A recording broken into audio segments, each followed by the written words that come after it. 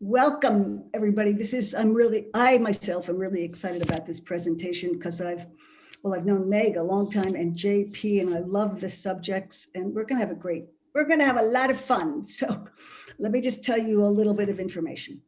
The Poets Corner is a platform created to foster community among writers and readers of poetry and short prose.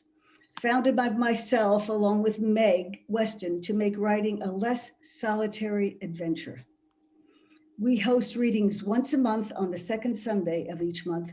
In January, we will welcome the best-selling author of Writing Down the Bones, Natalie Goldberg, along with 5 accomplished writers that she has worked with over the years. So I've known, as I said, Meg and JP for a long time, Meg even longer. And first of all, I love to have fun when I'm working, and these two are so much fun and so inventive, brilliant, well-known, and JP has agreed to let his hair down for this session, so we're gonna have a great time. Okay. So they, Meg and JP, share obsessions with similar themes: fire, ice, the earth, although expressed in different ways in their imagery and in their poetry. Just so you know, the reading will be recorded. If you don't want your image to appear, please cancel your video screen. Everyone will be muted during the reading and questions and answers. Following the reading, please use the chat function to submit questions or comments for the Q&A. So final note here, Meg has recently published, I'm going to show it to you in a moment, a limited edition chapbook called Letters from the White Queen. Although she will not be reading from that work today, it's available to order and details are in the chat. Here's what it looks like. It's a beautiful book, and I know the poetry is wonderful. So I would say go buy it on our website. And then JP has created a new website. Where is this? Oh, it's easy, Catherine. It's johnpaulcaponigro.art instead of .com. Okay, say it again. johnpaulcaponigro.art. Thank you. Both JP and Meg will introduce each other not only with a bio of their many accomplishments, but also with a poem they've each written as their own epitaph, which is meant to be amusing, I think. Okay. So I think Meg and I wanted to start by highlighting our relationship, that this just didn't come out of nowhere, that it's been a long time developing, but I think the poetry has surprised us both. We kind of came together through poetry with a workshop hosted by Main Media, Richard Blanco, his chapbook workshop, which was absolutely fantastic. And he and many of our fellow poets are joining us today. It was really, really fun to discover this other side of Meg through poetry. I'd seen some of it, but I didn't get to hear that much of it, and to see it develop and to have the back and forth conversation was really fantastic. And our relationship's been going back how many years, Meg? I think it's almost 20 years. I mean, we first met, and I was going to tell this story because Jim Zimprich is on the line, and I was driving up Route 1 with a good friend, Jim, and we noticed a sign that said, "Artist Talk today, John Paul Caponigro." And I thought, well, I had just bought his book in New York, his Photoshop masterclass, and didn't understand it, but I knew your father's work. I knew the work of Paul Caponigro. I thought, oh, let's go do that. It was 2:00. It was like 20 of 2. So we drove down the road to Cushing, and I was just so impressed. I bought a print and signed up for a workshop that day. And what I was so impressed with was not just the technical ability of all that, but the spiritual connection that you showed in your images and the way you talked about images. I said, I want to learn from that person. So that was where the relationship began for me. Yeah. And then we got to go photograph in Hawaii. We're going to read a poem from Hawaii together. Mm. And we're standing in a crater, which is important to both of us, particularly for you. Um, I remember you counseling me about branding because you've got a background in Mm. the photography business. You know, I remember you being very specific about words. Say, so is excellence in photography. And no, JP, everybody uses excellence. It's just a generic word. You can't do it. You got to get more specific. How many times have we heard that when we're revising our poems? Get more specific. So it's been fun and a fun adventure in language. Yeah, Yeah, these last 6 months have been terrific. Just really have. getting to know you as a poet and getting to share that side of our experience. Yeah, for that I want being able to make a lot of images. The great pause gave me the gift of being able to really immerse in poetry. And I find it ironic that COVID canceled my printing workshop, and that made it possible for me to join you in Richard's workshops. It was absolutely kind of wonderful. Wonderful. So we thought we would introduce each other. I'm going to read Meg's bio, and then I'm going to read her epitaph, which in terms of, mission goals, I think it's good to think about end of life goals and, what do you want to be remembered by? It's also a poetic form, though it doesn't have a specific line or rhyming scheme. But you'll find it in books of forms and poetry as well. And then we want to show a few images before we read our work. So I think you'll see many different ways of viewing the same person and get a really full picture. And I think you'll see this relationship between image and word all the way through, that poems can be highly visual and imaginative, and that images give birth to words in so many ways. So I think we'd like to celebrate that today. So who is Meg Weston professionally? Meg Weston, alongside a successful career in business and media, Meg Weston has had a lifelong fascination with volcanoes. She's traveled around the world pursuing her desire to witness the power and beauty of the earth in its raw process of creation and transformation. Meg writes and photographs to express a connection to the earth that is sensual, emotional, and spiritual. Her images can be seen on her website, volcanoes.com. With a passion for the geological processes that shape the earth and the stories that shape our lives, Meg expresses herself in poetry, nonfiction, and photography. Meg completed an MFA in creative writing from Lesley University in 2008 with an interdisciplinary emphasis on creative nonfiction and photography. Over the past 10 years, she's studied the craft of poetry as well. In January 2020, Meg retired after 8 years as president of Maine Media College, where she established the Writers Harbor program to complement media arts curriculum in photography, filmmaking, and book arts. She is currently the co-founder of the Poets Corner.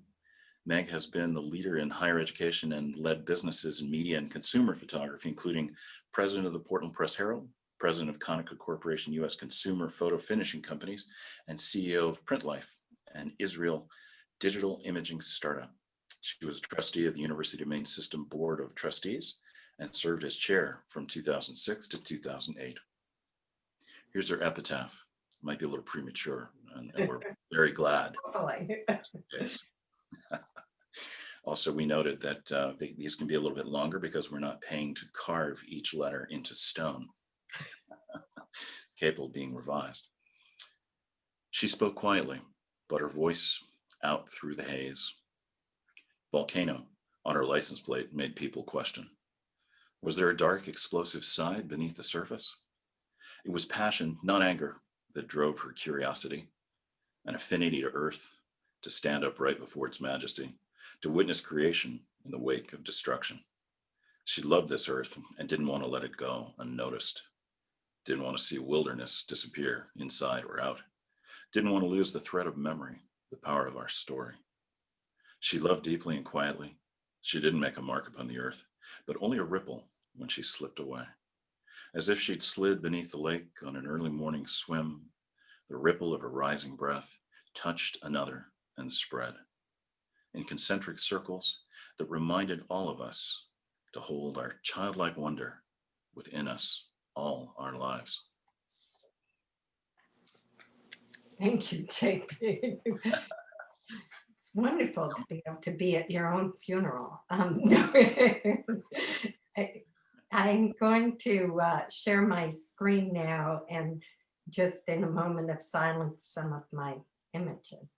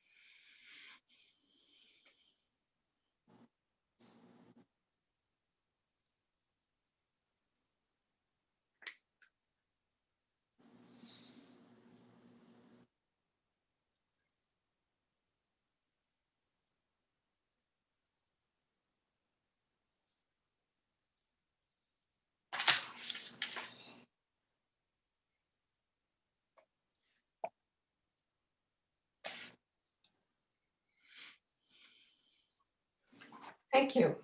I'm going to read a couple of poems at this point, and quite a few of them are from Hawaii, which is where those images were from, including this first poem that was written about a lava guide that I got to know, if you will, on the island, on the Big Island. It's called Highway 137, the Red Road. Lean with me into the curves, he instructed before we began my first motorcycle ride, the glee of children from the 60s, now almost 60. On the red road from Kalapana to Kapoho, my arms wound tight around his waist. We swerved around each bend, my hair whipping against my face. Glimpses of ocean ravaging black lava cliffs. Mile marker 13 flashed by. Blue sky, blue water, red road reflected my blue eyes gleaming. At night, he whispered, I am not your true love. But I didn't believe him. Enticing scents of sulfur flew in the bedroom window, inhabiting the arms of my dreams. I flew back home to Maine before the white Lexus veered into a turn and cut in front of his Harley, catapulting the bike and body into that blue sky forever, changing the geography of my life. Years later, I watched the evening news as a wall of lava 2 stories high snaked across Highway 137, halting traffic, consuming cars, houses, and mile marker 13. The charcoal fires of earth, an inexorable march to the sea, sculpting a new landscape and forever closing that road.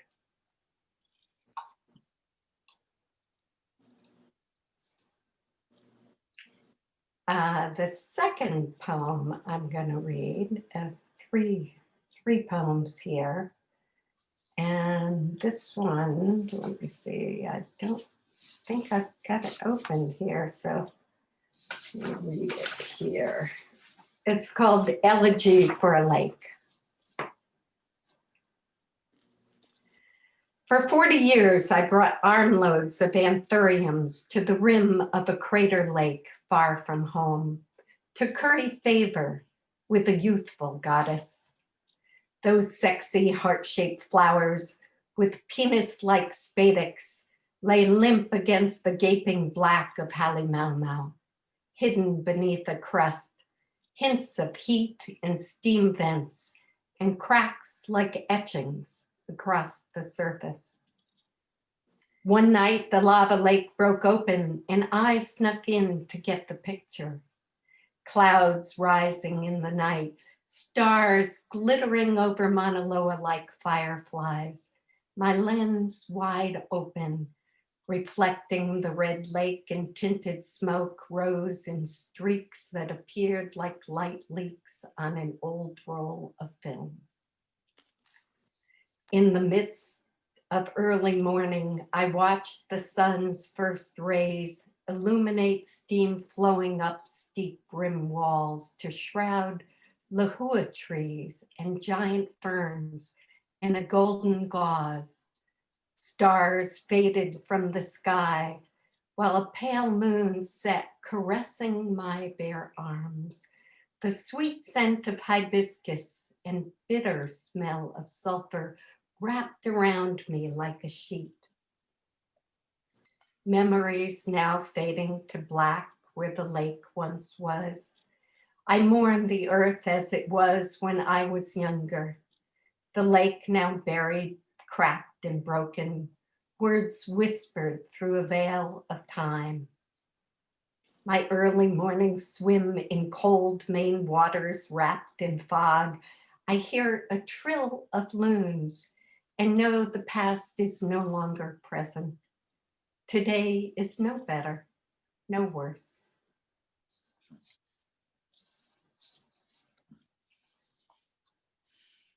And the third poem and last that I'll read in this section takes us back to Maine.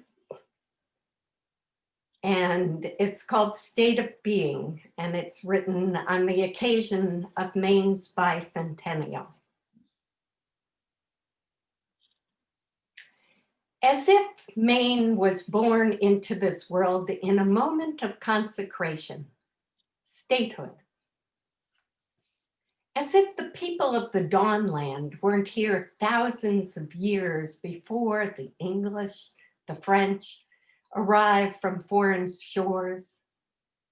Wabanaki were hunting giant beavers in a time when woolly mammoth roamed, fishing salmon in these rivers, harvesting the shellfish, now fried up for tourists at Ken's Clam Shack, and discovered in middens evidence of forgotten stories.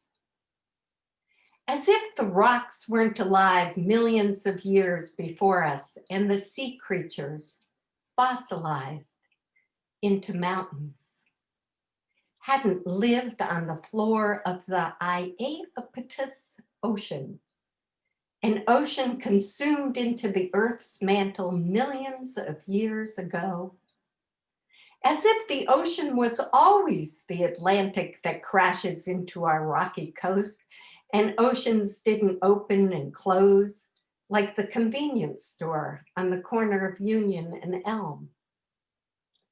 As if the oceans left limestone reefs, offshore islands, distant in time, left their magma chambers behind as granite plutons for us to build our buildings, our monuments, glorifying what?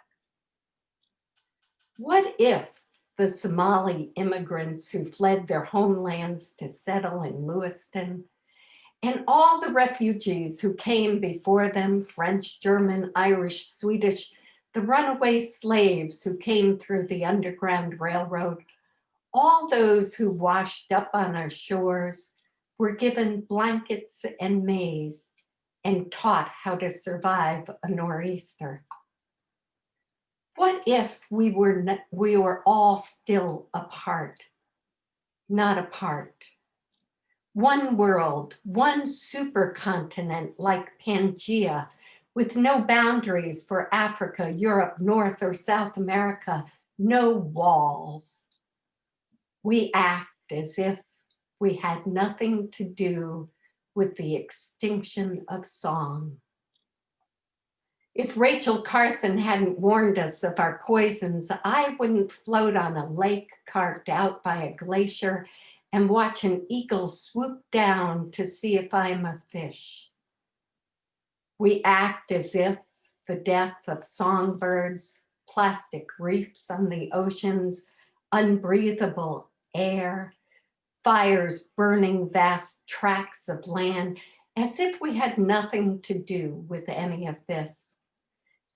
As if our deaths, even our extinction, matters to the rocks that move so slowly we don't even think they're alive, pacing themselves to cover our bones, creating new lands in their own time, in their own statehood.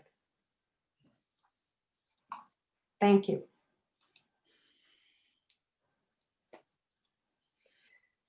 Okay, now it's my pleasure to introduce John Paul with his bio. My time to die. And his epitaph, yes. And it's pretty impressive bio here. So John Paul Caponigro is a pioneer among visual artists working with digital media. His art has been exhibited internationally and purchased by numerous private and public collections, including Princeton University, the Estee Lauder Collection, and the Smithsonian. John Paul combines his background in painting with traditional and alternative photographic processes, using state-of-the-art digital technology, a form of environmental art in virtual space. His work is about the perception of nature and the nature of perception. His life's work is both a call to connection with nature and a call for conscientious creative interaction with our environment during a time of rapid change. John Paul's work has been published widely in numerous books and periodicals, including Art News and the Ansel Adams Guide. He is the author of Adobe Photoshop Masterclass and the video training series, Our Evolution. For over 20 years, he has been contributing editor to a variety of magazines and websites, including Camera Arts, Digital Photo Pro, the Huffington Post, and Apple. John Paul is a member of the Photoshop Hall of Fame. His clients include Adobe, Apple, Canon, Epson, Kodak, NEC, Sony, and X-Rite. Respected as an authority on creativity, photography, and fine art printing, he is a highly sought-after speaker, lecturing extensively at conferences, universities, and museums in venues as diverse as MIT, Google, and TEDx. He leads seminars and workshops around the globe. I've taken many of them. I can say they're incredibly wonderful. And this is what he's written as his epitaph. Wildly walking about the earth from pole to pole, round and round its girth, he carried the shadows of death to illuminate the gifts of breath. Praying to avoid what's to come, seeing life where many saw none. Not a singular he, but a multiple we, a host of hosts within communing seas. And now that body's gone, think not of him as dead, but as us living on. In ash, in dust, in drop, in air, within transcendent songs, echoing everywhere. Thank you, Meg. Time for me to show images, huh? Yeah.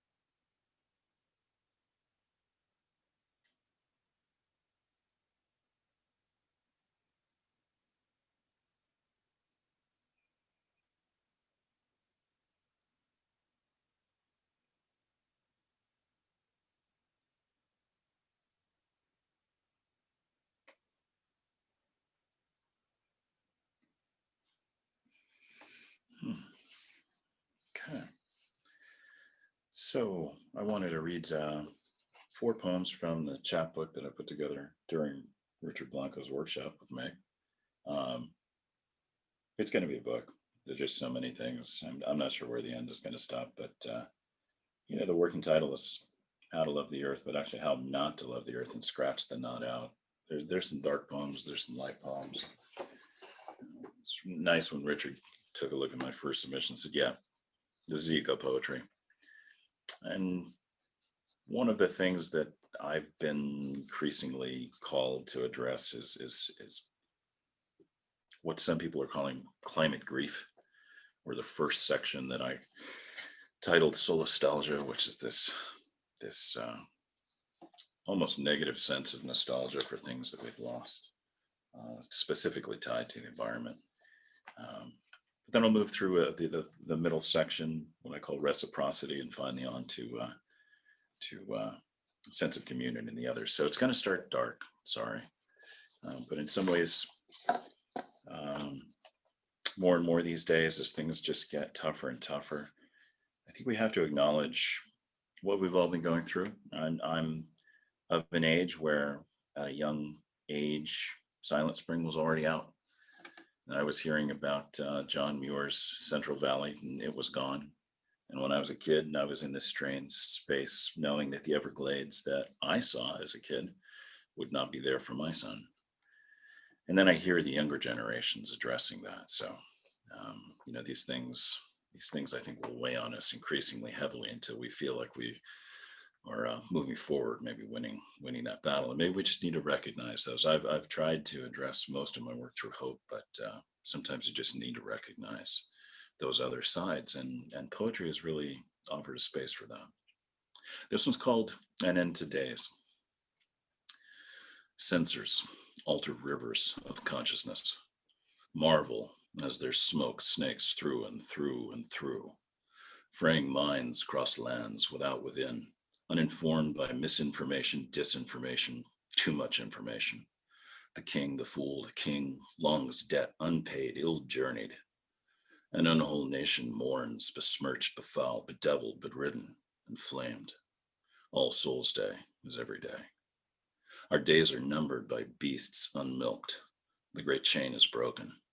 The forests burn and scream. The skies rain ash, cough, and wheeze. The rivers run red, poisoned and gagged. The earth quakes with avarice and grief. The roots have been poisoned and spread their sterile seed across the land. Birds cease their congregations, murmurations, migrations, and fall broken at our feet. The shepherds kill their overburgeoning flocks with wild abandon. Pestilence quarantines the best parts of us, unlighted, untended, unmended. The aged seek absolution by merely hoping youth can make the future they never could. And the sons and daughters of men duck, cover, shroud, and bury themselves in shame. Slavering, ravening legions abound, desperate to bury their unfillable hollows. Nightmares quarter all, dragging us limping into oblivion. Where are bring our better angels? Nowhere to be seen. Oh, fall, star, fall, eclipse this long night of sorrow. Each suffers a never-ending series of their own tiny apocalypses, dragged by horsemen of their own imaginings, pale riding themselves to private dooms, while nations engorged in fury, debates, offer nothing covered in lies. We've met the enemy, and he is us, and we are then denied, dispaired, disrepaired. Unmake us and remake us, for the self cannot save itself from itself. I think one of the challenges is the language we use to describe our relationships to nature and how we talk about agency within the troubled times that we're in. And so this talks about the very ways that we talk about ourselves and nature, and how the language itself creates a division which we might want to reconsider. It's called I, you, they, us, we. Why must we capitalize I when we don't capitalize you, or they, or we, or us? If I had to capitalize just one of these, I choose we, not I. Or capitalize them all with respect. Maybe it's better to capitalize none of them. Not that they're not all special, but let's just not make such a big deal about them. What would happen if we only used we for a day, a week, a month, or a year? My joys and sorrows would be yours. Your joys and sorrows would be mine. We'd share a common past, present, and future. Our time would be ours, not just yours, and not just mine. It's not that I want you to be me or me to be you. I love the differences. I'd like to get to really know them, celebrate them. It is that I'd like to clear the air, see you and be seen by you truly, hear you and be heard fully. Stop building walls and build more bridges beautifully. Those walls we build around ourselves from our world. Just imagine what could happen if we stopped calling it and instead called it we, and really let the each other, us, in. That's the future. No, the present I hope for, so that we can build a better future, present, together. I'd like to give this gift to you, to them, to us, to we. Will you give this gift to me, to us, to we? This one's called What I Do to the Earth, I Do to Me. I find something in the dirt. I find something hidden in me. What I do to the earth, I do to me. I sow a seed in the ground. I sow a seed in me. What I do to the earth, I do to me. I grow a garden. I grow a garden in me. What I do to the earth, I do to me. I plant a forest. I tend a flock. I stock the rivers. I eat the fruits of the earth. I eat the fruits of me. I live in balance with the earth. I find balance in me. I love the earth. I love me. I bring violence to the earth. I bring violence to me. I cut a forest. I cut a forest in me. I dam a river. I put a dam in me. I flood a valley. I flood a valley in me. I build a city. I lose a wilderness in me. I throw my waste in the water. I throw my waste in me. I leave a wasteland. I leave a wasteland in me. I fill the sky with smoke. I blind and choke myself. I take power from the earth. I take power from me. I make the earth a thing for myself. I make myself a thing for someone else. I ruin it. I ruin me. I grieve for it. I grieve for me. I restore it. I restore me. I find something in the dirt. I plant a seed. I grow a garden. I plant a forest. I tend the flocks. I tend me.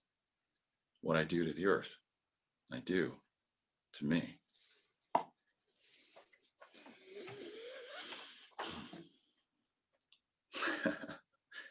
Last one. Gifts. We are one with the world. We do not come into this world empty-handed. Everyone has a gift to give. Wondering who we are the whole time we're dying to give the gift that no one else can give. Your gift may be to revel in the extraordinary beauty of the ordinary. Your gift may be to see below surfaces, to the hearts of things. Your gift may be to create a deep silence, to truly listen in. Your gift may be to give breath to the winged dreams of others. Your gift may be all of these things that belong to none and can be shared by all. Your truest gift to the world is that you are you and you are here now.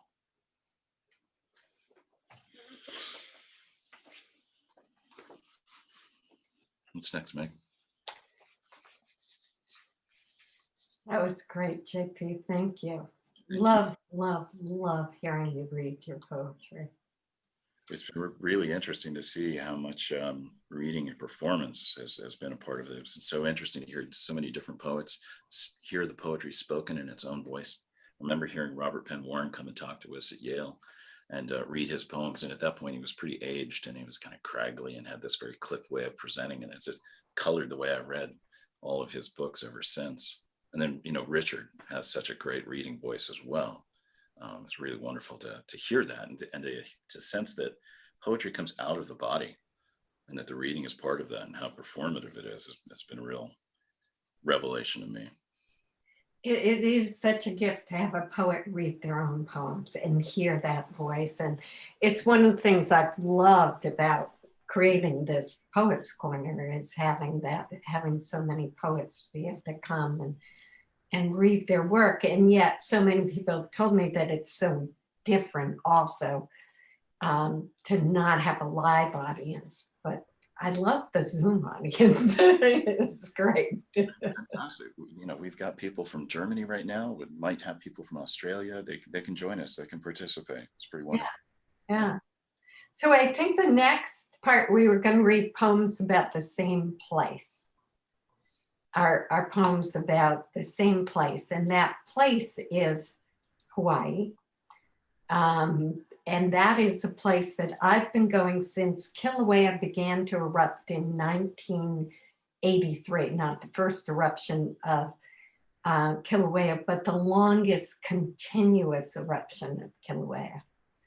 And this poem that I'm going to read, I was encouraged by both you and Richard Blanco in that wonderful poetry intensive over the last 6 months to write in the voice of the goddess, Pele. So it's a personification poem, I think is what you call it. So it is, so I am going to read as Pele.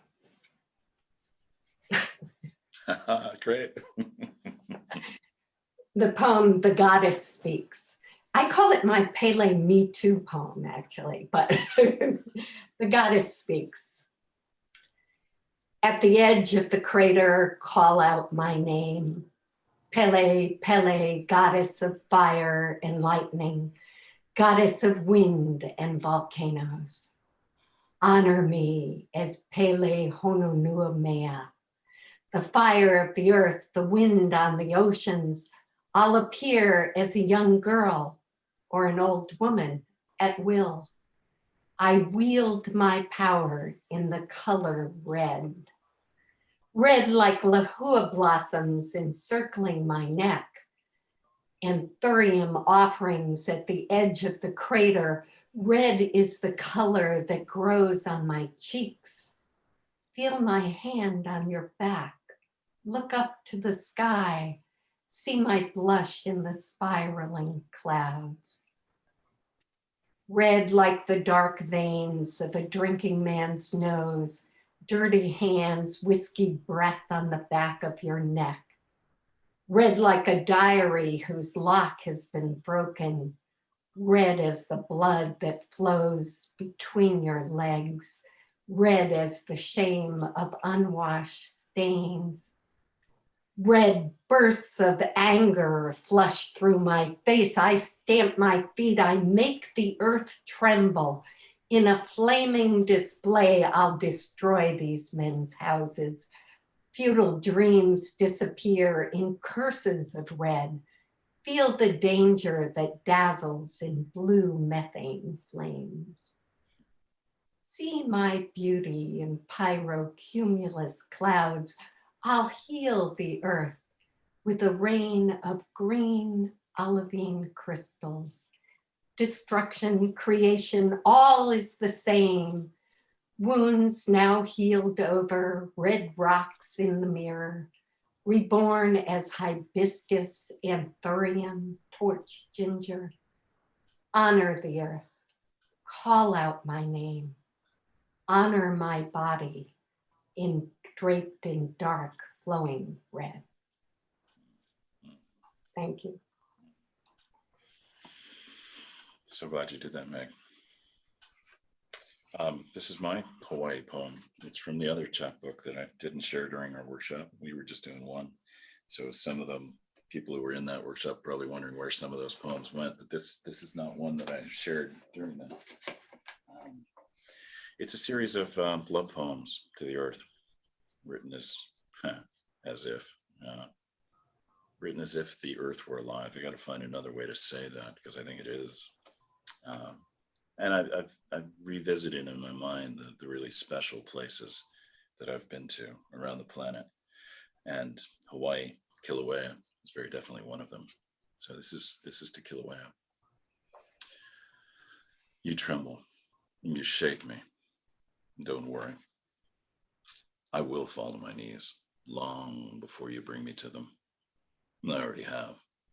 I lie down with you, ever so gently, so as not to be wounded. I know your ripples twisting. I know your sighs inflamed. I know your seams hot to touch, and the ones not to. I search for what's opened in you. I see the endless oceans we will be cast into. The stars are witness to the ghosts of our passing. Still I join you, and I bow to you. Love is my prayer to the beauty within you, a supplication to be worthy of immolation and an even greater fire.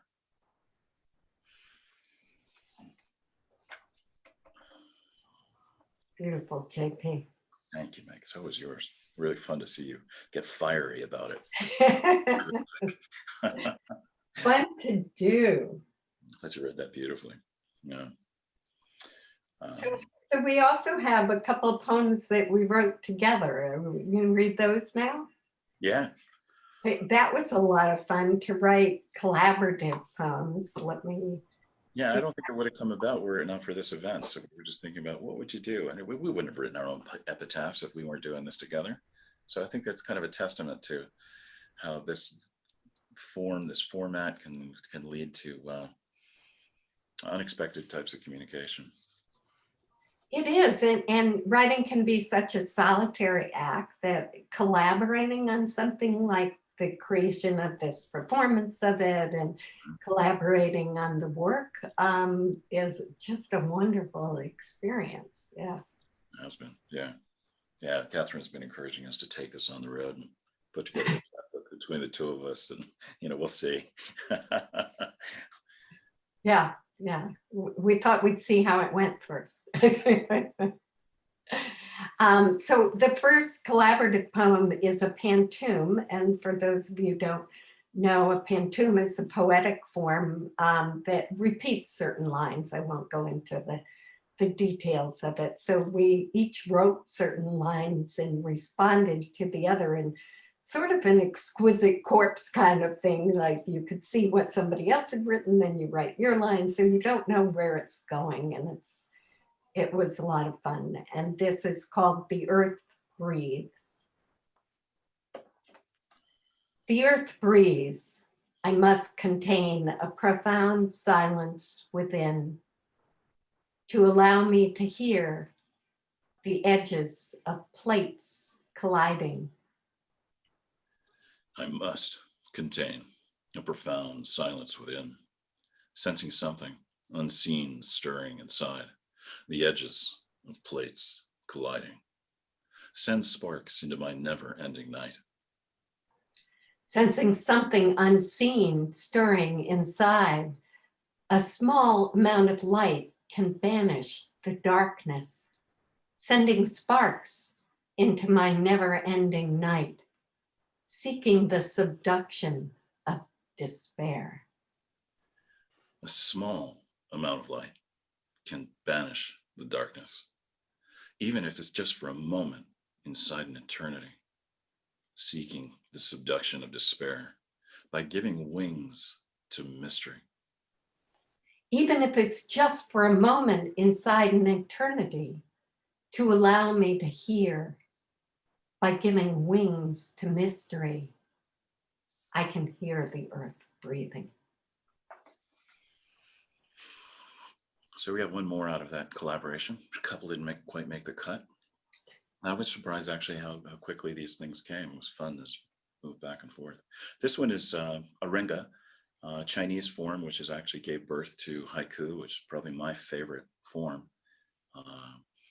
In fact, haiku didn't exist until Basho, and this kind of what came out of. Anyway, this one's called Snowball Earth. Snowball Earth has come and gone, neither divine nor humane, the coming flood. Interglacials become intertidal, along continents divided. Forests aflame, orange skies, smoke obscures birds' sight, industry blinks and goes on.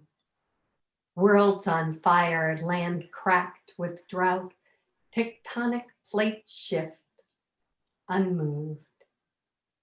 So many mountains worn by ice, so many more islanded by oceans. All their roots lie in fire. Too much, too little, slip, slip, crack, shake, and quake. The passing of the old makes way for the new. Eruption fills skies with haze, covering cooling earth. Escape or ending in a great extinction.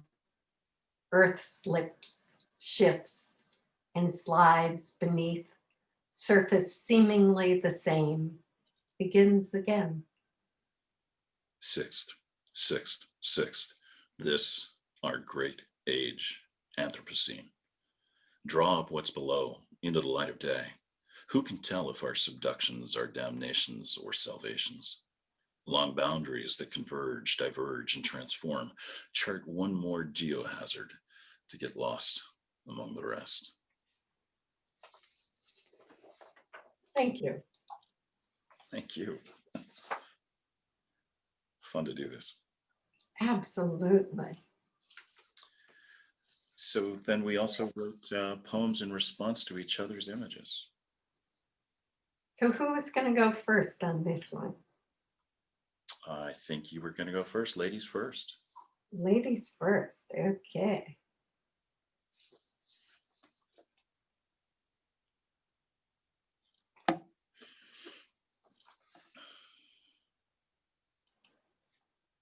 If you would share screen and put up your image that I wrote to. Thank you.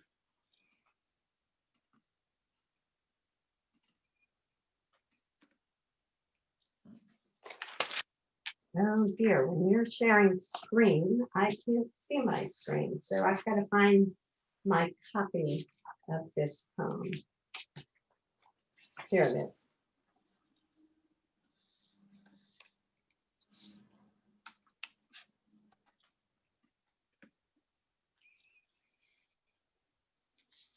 And the poem is called Anthropocene. I'm caught in the shadows, the curling smoke, the dark recesses of rock and ice, a premonition of a darker future, the color drained, the fading light.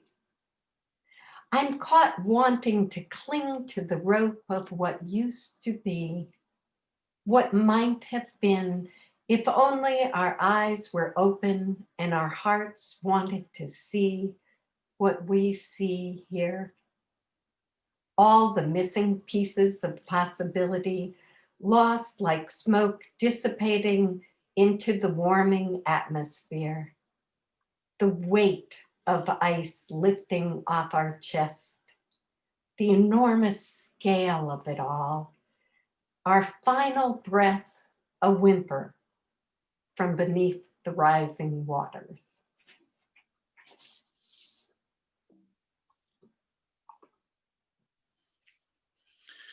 I don't know, Meg. I think that's probably the best feedback I've gotten on my work so far. I'm wondering if poetry is a really great way to respond to art.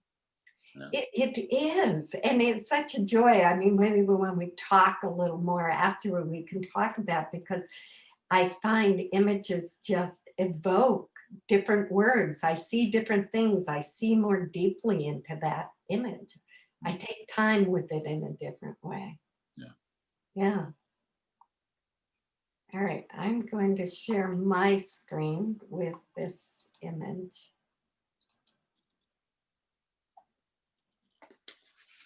This one's called Into Our Fire.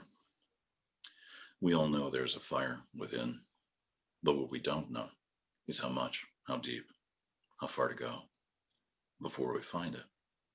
We were born in fire, we will die in fire. But will our passing be a fire of our making or unmaking? How will we make it? Court the fires within us, reignite the gifts of stars, pass spark from generation to generation, from star to earth to star. Will we set ourselves on fire or set the world on fire? We will. Cast out great floods of flame, try to breathe through our catastrophes. When fire's too hot, too fast, too big, it suffocates itself. Angels may fight our fire with more fire, leave us to walk on coals amid anything that's left. If we're not careful, we won't make it to hell before we condemn ourselves through one continual act of self-immolation. If we are full of care, we may be able to awaken heaven and earth. It's already here, waiting inside of us. Our judgment days have come, so light it up and burn, burn, burn, brightly and beautifully.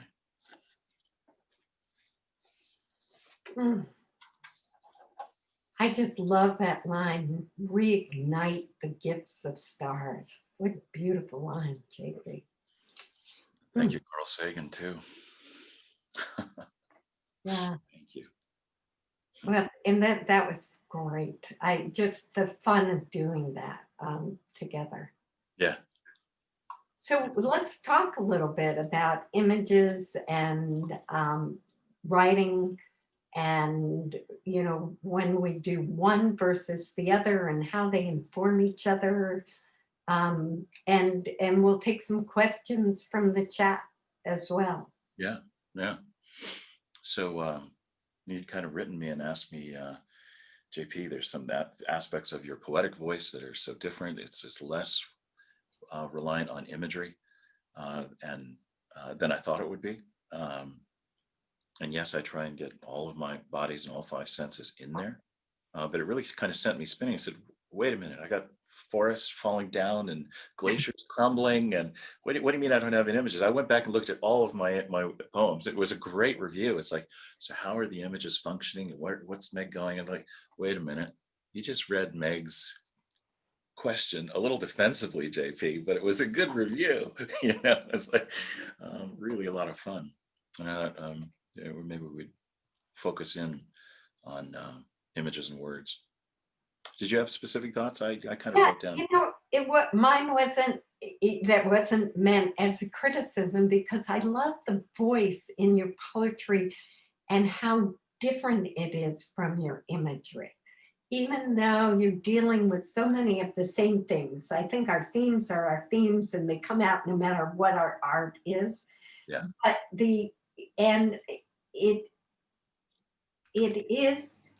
it's not specific images. Yes, there are images, but they're not so specific. And you rely so much on sound and the other senses too when you're writing. So I thought it was, it's intrigued me. And I love hearing your voice come through in a different way. Yeah, it's been a really interesting lens to just have the right question. A lot of fun. I look back and I saw, well, you are pulling it back and you're still influenced by Hoku, and there's a lot of action here. So you're pulling your punch on the imagery and not savoring one slow moment, which a photograph becomes still. You can kind of move through other images, but not in and of itself. It's more challenging. But there's a lot of verbs, a lot of actions, a lot of stuff going on. There's a great review, and I'm going to continue to look at that and continue to look at it. And in part, that's why I really jumped into this workshop with both feet. These big questions there. To some degree, I think my experience between images and words, that the two have never been separate. I've grown up watching artists complain about what other people say about their art, and I've spent a career teaching and helping other people, and they always want to know feedback, but get that feedback through words. I mean, if I just gave you a review of your images and it got very Italian, would it make any sense? And how could you act on it without the words? Um, so I think images, as we've been talking about, images give birth to words, and words are really, really helpful for us to be able to figure out what's going on in images, but also to be able to get a sense of what's going on in us. You mentioned our themes. I'm constantly encouraging my students to not make pictures of things, but to make pictures about things, to give them their point of view, to interpret, to find their themes with it. And we could treat the same subject and come up with completely different meanings and have very different orientations towards it. And isn't that what's so wonderful about hearing a diverse set of perspectives? Um, so I think that sense of theme and the underlying content, which we can make it an artistic statement about things, which can be an essay, and it makes a point, and you've got one major theme and 3 points to support it, and it's very up here. But I keep wondering about these poetic responses to things too, that make space for the emotional and the irrational and the full experience, which I think poetry does a wonderful job of letting all of that in a very compact, distilled way. Who wants to read the next 40-page tome of mass disquisitional prolixity while no one is endeavoring to eschew obfuscation? I'd much rather read a haiku. I think that distillation that you talk about is so important, and it's work, because my background, I started my MFA in creative nonfiction. You have more words to work with than poetry, and I feel like my learning that poetry is this process of distillation. Yeah. And I think what's interesting about what you just said is that you also get to step back in a way, so that your image might capture a single moment that is evocative of so much more, and you bring in so much more in your images, but that you can, I don't know, it's a combination of going wide and going deep and going simple and going complex, and I'm not sure I have the right words for it yet. I know these are things to be worked on for a lifetime. I agree. There's something about having enough specificity to make it concrete and sticky and relatable, and to show that your observation is sensitive and not conventional.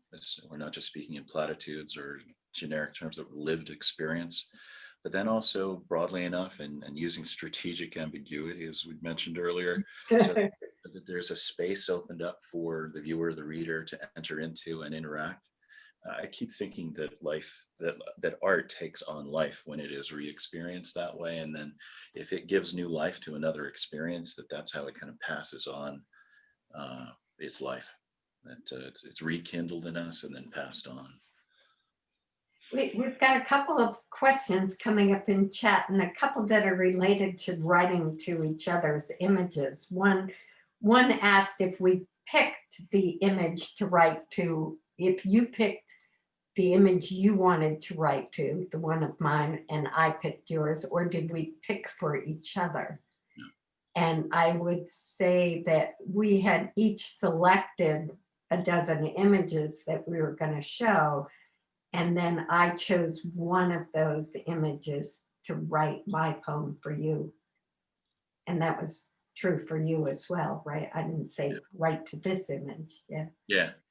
And your Kilauea images were so related to one another. It was hard to just pick one, because the echoes of other images were definitely in my mind as I was writing it. The one with the motion blur, ultimately you can land on the one that has the lava, the smoke, and the mountain, because it tells a fuller picture. But the other details that you showed in the other shots are very definitely like secondary images in my mind as I'm writing that as well. And that one that you chose is actually from Iceland, from the Bardabunga eruption in Iceland, right. Which is cool. And somebody else was asking, Ellen Goldsmith asked, what happens for both of you when you write a poem in response to an image, perhaps in contrast to other poems? And for JP, do you see similarities to working on a photograph and revising the poem? So why don't I take the first part of that? You know, when I think that almost all my poems are in response to an image in a way. It's an image in my head. And so this exercise or this process was to a specific, choosing a specific image. But often when I sit down to write, there's something in my head. And the book that I just completed, The Letters from the White Queen, there are many family photographs or moments in time that are images that are sit in the back of my mind that inform a poem. And at times the poem actually, I remember the image differently than the actual image. When I went to marry images to the poems, I thought, oh, this image isn't exactly what it was in my head. So it's kind of, it's interesting for me. Yeah. And in response to the question about similarities and differences between making a photograph and writing a poem, like it's one of the big questions that I had jumping into this and still hold. What I've really been impressed with is how many similarities there are.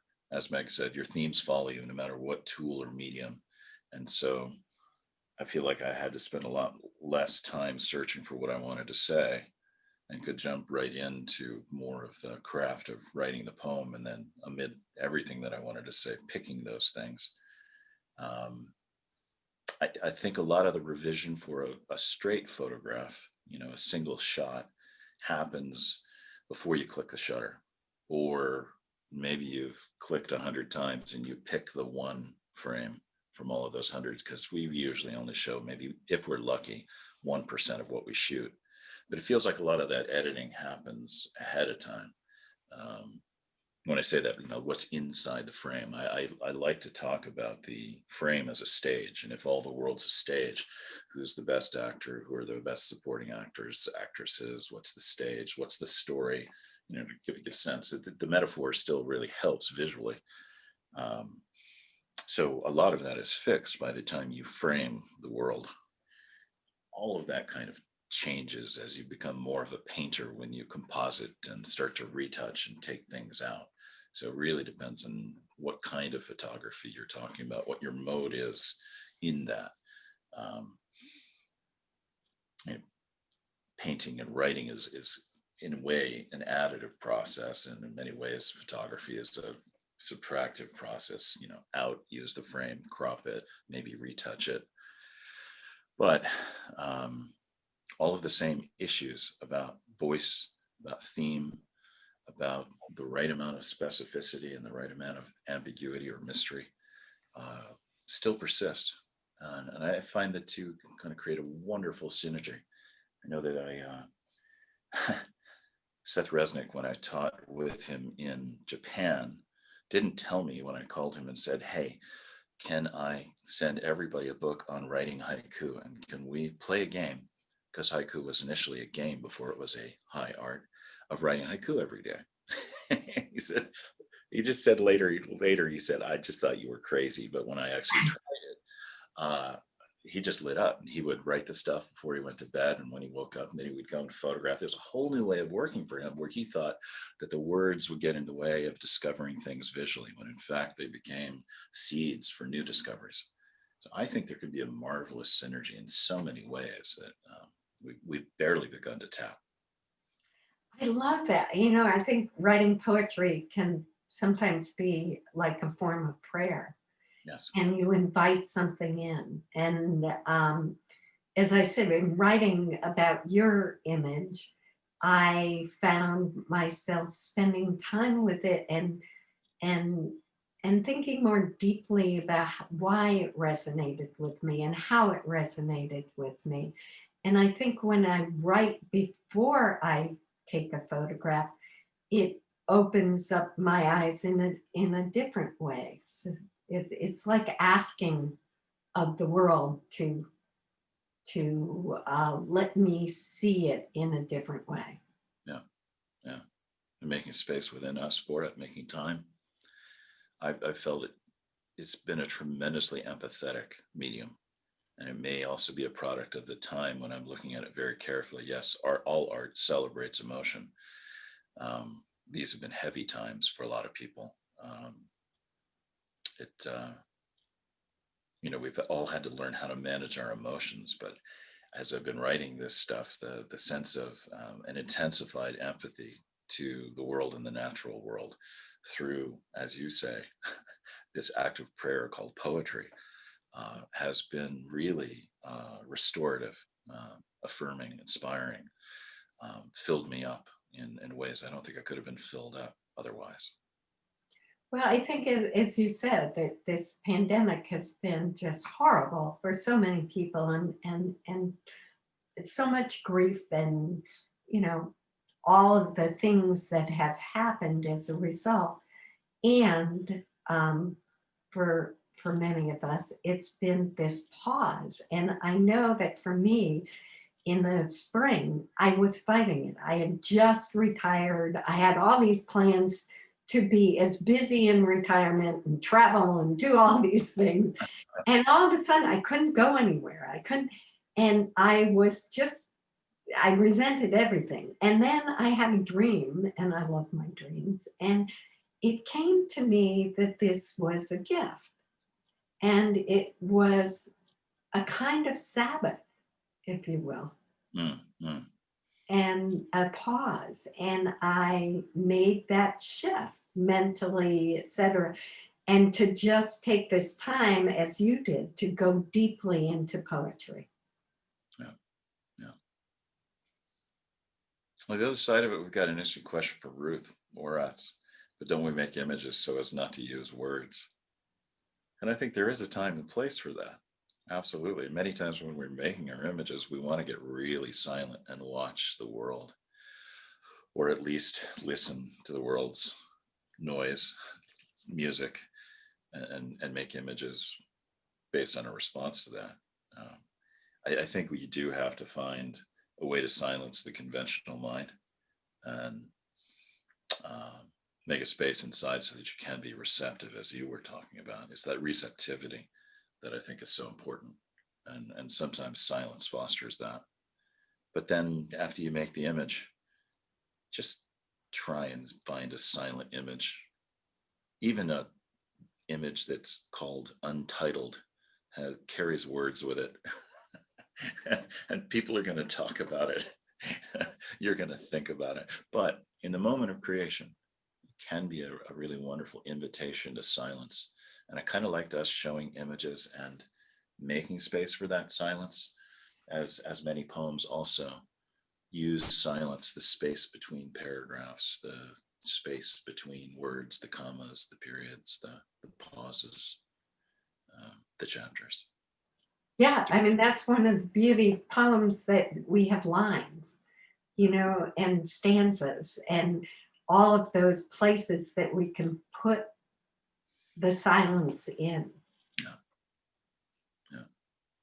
The poem I read, A State of Being, Maine Statehood, was a very different poem for me, and you couldn't see it while I was reading it, but it had a lot of spaces between words. And you know, as I was reading it, I understood why I put those spaces in there, Yeah. because they give time for breath. Right. Many musicians feel that the music is in the spaces between the notes. Yeah, so there are different kinds of silences, different uses, different durations, but all really important. Yeah, I don't know if there are other questions in the chat here. There was one from Susan, who was in our wonderful poetry workshop with us, that says, in your collaboration, did you find that there were words that came immediately to you upon seeing the image? And did those words remain ultimately in the poems that you created for each other's images? Hmm. Great question. You have anything you want to jump in there? I could. No, go ahead. Why don't you go first? I think the challenge of making a really interesting poem from an image is the same as making a really interesting photograph or image. it's easy to fall into just literally describing something. And sometimes it can be really wonderful to describe it musically in great detail. But what's really gone on and what's really been said, and how are you really feeling about it, and what are you connecting it to? Simply describing it, just filling it with detail, isn't enough. And so to find your connection, orientation, the things that are going on beneath the surface is the real challenge. And very often the literal description will just get the ball started. And we need enough of that to glue stuff together. Um, so again, I find it fascinating that the photograph and the written piece share so much, or at least the universal principles of the particular and the general, the objective and the subjective, the literal and the metaphorical are all carried through in so many art forms. I found that in writing to an image, I really went to how I felt, what it made me feel, what it made me, how it resonated inside more than, as you said, not just the description of the image. But I've also found in writing the poems to a specific image that the poem has to stand alone. And you may or may not, I mean, in this case, you're seeing it with the image. Mm. And that's powerful, but you might be seeing the poem without the image. And can it stand on its own? And does it have enough description to bring the reader into it without the image itself? Mm. I've been interested by your inclusion of daily details, the car drives, the history of your personal life, the loss of a friend, so many of these day-to-day events and particular details related to this larger geologic thing that operates on an entirely different time scale. It doesn't come easily to me. I feel much more comfortable when I just get into nature, and it's like, who really needs to know about my bowl of oatmeal? Just like, but it really works for you, this sense of personal history and this layered geology that is both personal and geographical. I think in the personal, in the specific is the universal. And so that's where I come from, because when I write, I thought, well, who wants to read about my life? What it was. But when we write very specifically about our own life, what I find is that people go to their own memories. Yeah. I was writing about my mother in that chapter. People bring in their own mothers, or I'm writing about this lava god and this love at age 60,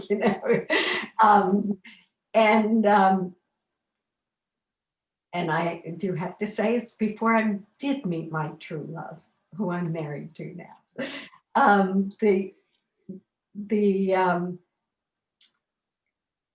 People go to their own, my friend Blythe called it the coup de foudre.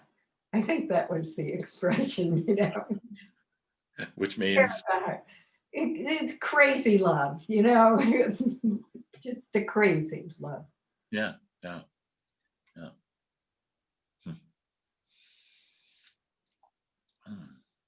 Well, are there any other questions we've missed here, or? Is that the same thing as menage a trois?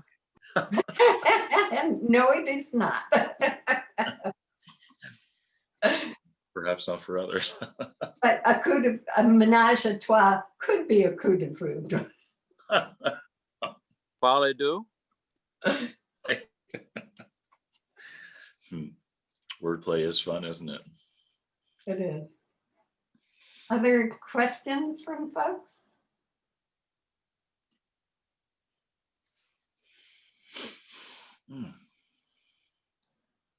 This has been wonderful. It was wonderful to see so many people show up, and it has been recorded, so it will be on the website sometime this week. If you missed part of it, I noticed people coming in throughout, or if you know somebody who missed it and you want to share it, just go to thepoetscorner.org. And our next reading will be the second Sunday in January. I think that's January 10th with Natalie Goldberg, who's this incredible best-selling author of Writing Down the Bones. And she just recently published a book about haiku. So not writing it, but the path of it. So Oh, that's nice. Good. really interesting. Yeah. Oh, excellent. Well, Meg, I want to thank you for doing this with me. It's been great fun. It's been a great project and it's brought a lot of growth because of it. Catherine, thank you for your help. I You're wanna thank welcome. everybody else My for pleasure. Oh, listening and the good questions. Thank you. Yes, thank you both for a wonderful collaboration, and thank you, Rich, for being yes. a host, and thank you all for coming.